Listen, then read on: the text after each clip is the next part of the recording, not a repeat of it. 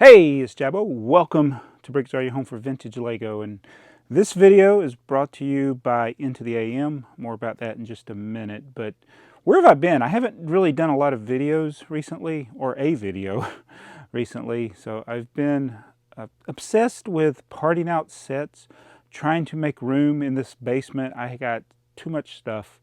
And so I've been really highly motivated to get these sets parted out and into the Bricklink store, so I can free up space here in the basement. But speaking of space, I got this really cool shirt from Into the AM, and this is the perfect sponsorship for me because, you know, in 2021 I wore a different shirt every day, but it wasn't a leap year, so I got to have something for the leap year. And I love t-shirts. I love space, so I got this awesome shirt that reminded me of my days in New Mexico. I went to a mining school, New Mexico Institute of Mining and Technology, and there was a mountain next to it. And this mountain reminds me of that mountain, except there's no M on it. Also, when I was in college, I didn't have a fancy sports car or a car, and I didn't have an astronaut suit. But it's still a cool shirt. And this thing actually glows in the dark. The outline, I tried to film it with my camera. It's not, I can see it with the naked eye, but it doesn't show up on film real well. But yeah, it's a neat glow in the dark thing. And they got a lot of different shirts, like this Space Rock t-shirt with a astronaut in space playing the guitar. I'm not sure how the acoustics of that works. Well, it is an electric guitar. Maybe you can play it into his headphones. But he's got a red Fender Stratocaster. I'm going to say, they're so stupid, has a black one. He's got the Into the AM logo on it right there. He's got a little sticker. So they do have a lot of different graphic tees like this. They also have standard tees. You can get 3 for $60 of tees like this one and the desert one that I showed before. This one does not glow in the dark. They do have other glow in the dark ones, like the Space Arcade. Like it. So I really like the space themed tees that they have there. They had others. I did get one for my son. They have space shuttle themed ones, and so I got one of those for him. But yeah, get these graphic. Oh, this one actually glows in the dark as well. Again, I can see it with my naked eye. Hard to do with my iPhone camera. But yeah, thank you to Into the AM for sponsoring this video. You can get a discount, 10% off, using the BrickTsar code in the description below. There's a link, and also in the pinned comment. And check it out, the deals they got there. And they got other items, not just t-shirts as well. So I thought it would tie in well, thinking about trying to organize the space in this basement. But we did get this from the Lego VIP. And I want to thank Robin Hull, fellow YouTuber, Instagrammer, who discovered this image in his research of Lego history and things. And this is an advertisement from 1965. And we talked about this previously on this channel after Robin Hull had informed us of this through his Instagram posts. And then, of course, myself and Brick Trains, we just like, oh yeah, we got to have that. Brick Trains actually took the image that's in a magazine, which there's several different of these TV 21st Century magazines. This is a magazine that was from 1965, but was presented as if it was the year 2065. It's kind of cringy in a lot of ways, but in this magazine, one of the advertisements was for Lego. And let's see if I can do this without destroying my magazine too much, but there it is, the Lego in the year 2065.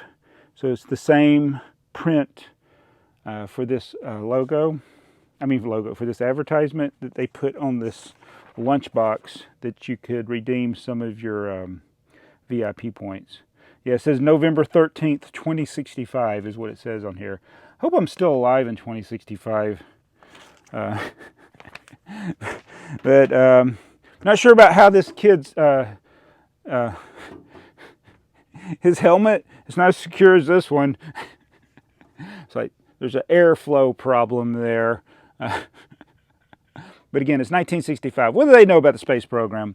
So Lego, yeah, they put this on a lunchbox, and it makes me wonder. I mean, obviously it would have been in the archives or somebody might have known about it, but I'm going to stick to the conspiracy theory that the reason this is on this lunchbox is because they have this boardroom of people at the, Lego, and they're trying to figure out how to get me to spend my VIP points without actually buying Lego sets. So they made me spend 2,500 of my points to get this. Is like, yes, how can we get BrickTsar to waste his VIP points? And definitely, you know, I was going to get this. I wish they'd put it on a poster though. You know, they make all those prints for posters. I'm like, why a lunchbox? Why not a poster? Maybe they will later. Lego, if you're listening, I want the poster, not the lunchbox. Yes, you did get me to spend my money, my points, basically. It is money. But I want the poster of this. Brick Train's made one for his own personal use. I haven't printed mine. I have the file where we took a picture of this, and I could print out a poster of it, but I really want Lego to do it. So yeah, I think that's pretty cool. All right, so this portion of the video, I got a letter from one of our viewers. All right, and I am way behind on stuff, so I apologize. Not really, but so I got this in the mail about a week ago, and it's from Cassville on YouTube. That watches our YouTube videos. It says, "Dear BrickTsar, this is dated July 24th. Oh my goodness, it's like, yeah, I'm way behind on stuff.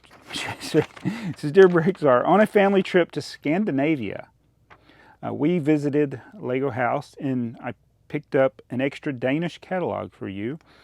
In a second-hand store in Stockholm, that's in Sweden, they were selling vintage Lego by the bag, 1960s to 1990s, including this strange piece. Any ideas what the hole is for? Keep up the good work." So I've actually not opened the package yet. The letter was on the outside of the package, so I don't know what the piece is. I'm guessing pieces with holes in them from that era, if this is indeed from that era. I wonder if it's a plate, one of the plates for the large vehicle sets that, well, they're down there. They have 5x6 and 4x6 pieces that have holes in them. No, it's not. It's a train piece. This is a train base. This would have been in like one of the early train sets. So the holes here are for the wheels. I think he knows that. But he's asking, what about that hole? I'm assuming, wow. You know, because the way this normally works is that you put it on one of the 4x4 turntables. You'd put that here and then connect it to the bottom of your plate, and then this would swivel for the wheels. But I'm not really sure. You know, I've built every train set from this era. I've physically built them, and I don't recall the hole. That's a wonderful question. So what is that hole for? Is it to make a pinhole camera? I see you. I see you there. You know that you've if you do this with your fingers. I've did this since, you know, I need glasses, but you can actually, like, if you take your fingers and you make a little hole with that, you can actually focus with things. So I've done that.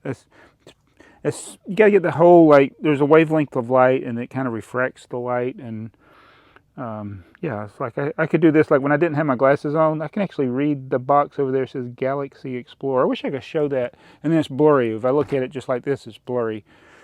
But that's not what this is for. It's not for, because the hole is too big. See, it doesn't work with this.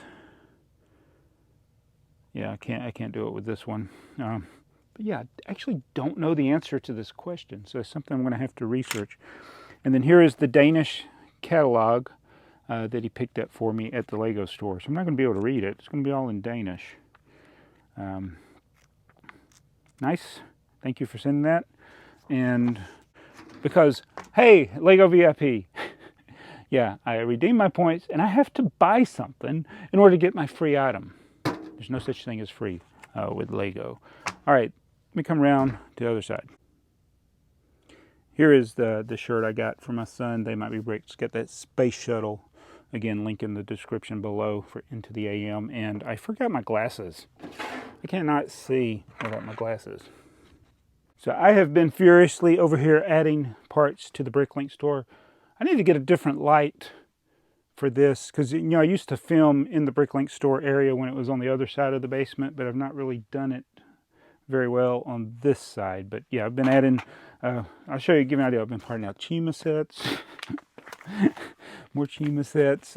Parted out some of the VIP stuff that I had duplicates of. I mean, I have added over 30,000 parts in a couple of weeks. So we sit there and watch Law and Order, and I part out sets, and then I come down here and put them in the basement. So all the drawers are full. So this cart is actually, these are pieces that I don't have a drawer for. So these, I've uploaded them to my store. They're in stock room, which means they don't show up on inventory, because if I just said, hey, they're on the cart, you'd have to search through all of these trays. So I don't have them completely in order by color. This is just as I part out stuff, they end up in these overflow trays until a drawer frees up. So everything is still full in these drawers. I got these that I got sometimes what happens is as you add parts, things don't fit in a drawer anymore. So these parts don't fit from the Chima set. These don't fit in here. So I'm going to reorganize these 4 drawers. So I usually look for a drawer that I can fit into a smaller drawer, and then, yeah, change it on the inventory. And I got these overflow drawers. All this stuff is actually in the store. I got more of these trays.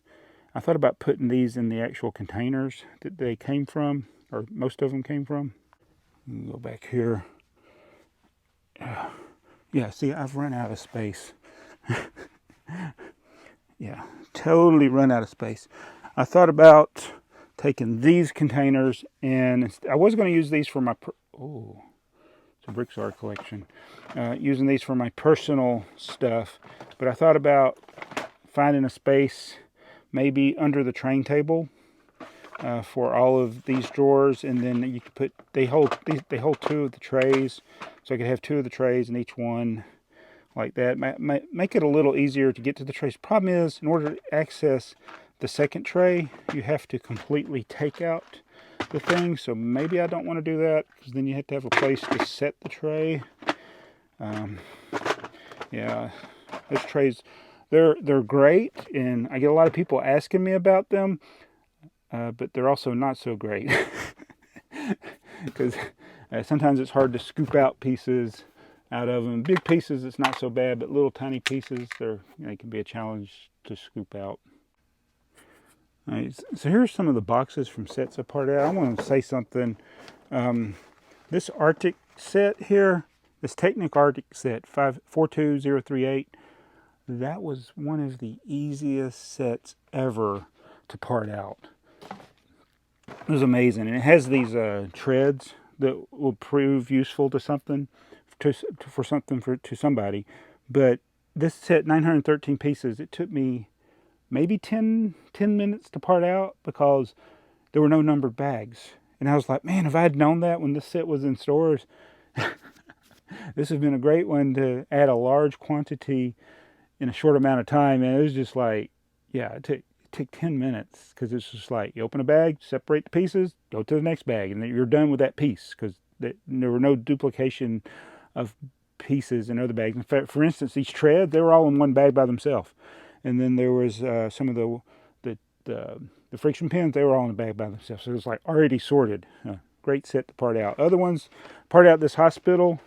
It's got a couple of minifigures that are actually worth a lot in it. I don't know why this guy, even though he doesn't have a beard, it just reminds me of Evil Jane Doctor, and no beard. I don't know why. It could be Evil BrickTsar too. I don't know. But yeah, I parted out 2 of these. One reason is this box had gotten discolored from the lighting. I don't know if it's the lighting in here.